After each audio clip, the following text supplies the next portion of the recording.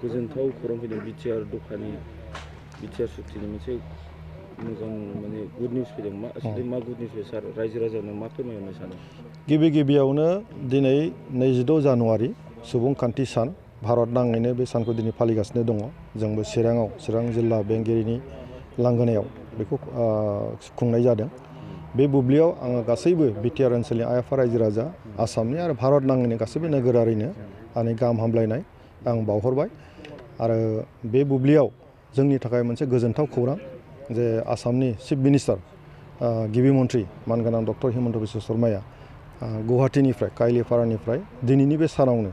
बिथाङा गावनि बिबुंथियाव फोसावदों जे बिटिआर एकर्ड मथे जे एरिया एक्सटेनसननि बाथ्रा दंमोन सिमा बारायनायनि बाथ्रा दंमोन बेखौ मान होनानै बेखौ जाफुंसार होनायनि थांखियै 43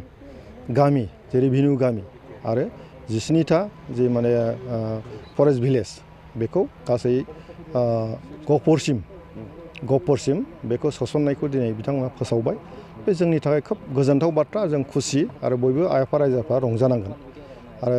मोनसे खोथाया जाबाय मा बर'फ्रा दिनै खनथाम एकर्ड खालामबाय 1993 मायथाइयाव खनसे 2003 मायथाइयाव खनसे आरो 2020 मायथाइयाव खनसे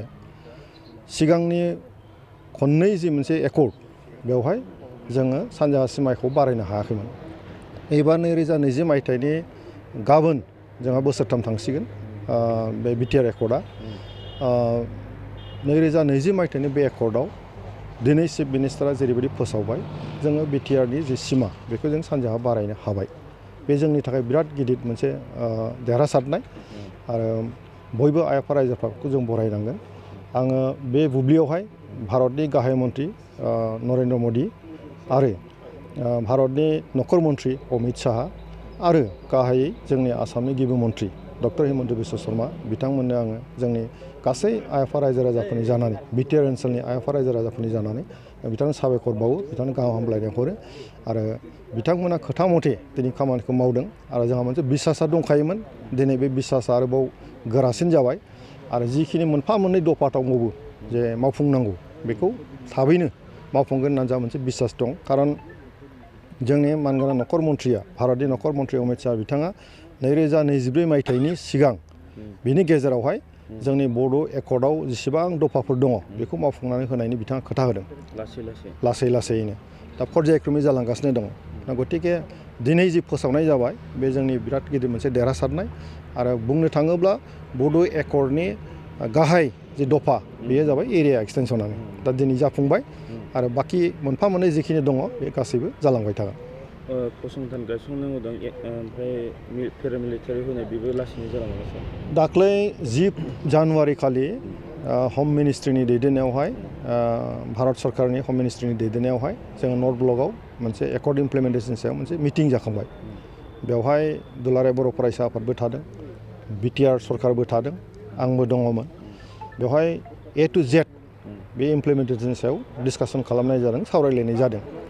आरो दासिमाव बे पेकेजफोरखौ मावफुंनो थाखाय भारत सरकारा 500 कोटि रां अलरेडि घोषणा होबाय हरनाय जासिगोन होननानै बे जाबाय पेकेजाव जायफोर दंमोन बेफोरखौ फारि फारियै मावनाय जागोन बेहाय जेबो गोनो गोथो जेबो गैया आरो बिनि उनावहाय जोंनि बे जायफोर माने एकर्डआव जायफोर दफाफोर दङ बे फारि फारि मावफुंजानायनि लामायाव दंबाय थायो गतिके एनडिएफबिनि रिहेबिलिटेसन होनाय जोंनि मार्टियार्सफोरनो जि मोनसे अनसुंथाइ होनाय बे गासैबो बाथ्राफोरखौ लानानै सावरायनाय जादों आरो गुबैयै जायफोर केस दङ एनडिएफबिनि बे केसफोरखौबो गोबाङानो उथायजाबाय दाबो माखासे स्क्रुटिनि जागासिनो दङ आरो बे उथायजानायनि लामायाव दंबाय थायो गतिके जोङो गोनो गोथो जानो नाङा आं एनडिएफबिनि मानगोनां आगोलनि जि केडारफोर दङ बिथांमोनखौ आं खावलायो जे जोङो धैर्य हम एसे गासैबो खामानिया हाखा दावरा जानाय नङा जाहाथे भुल जाया मोजाङै जाहाथे जों मावफुंलांनो हायो बेखौ बिसासावला जोङो बायदिसिना खोथा बुंलाबायनानै बोथोरखौ जों गरम खालामनानै लानो नाङा गतिके जोंखौ बिसासावला जोंनि दिनैसिम एनडिएफबिनि दैदेनगिरि दं बेवहाय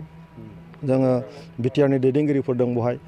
बिटिआर एकर्डखौ 100% मावफुंनो थाखाय जाफुंसार होनो थाखाय जों अहर नाजाबाय थादों गतिके बयखौबो बिसासाव लानानै थांबाय था आरो बे रोखोमैनो जुदि थाङो जोङो मोजां मोनसे थासारि जोङो दिनै जिखिनि मोन्दों बेखौ जों लाखिलांबाय थानो हागोन आरो फैबाय थानाय समाव जोङो जाफुंसारगोन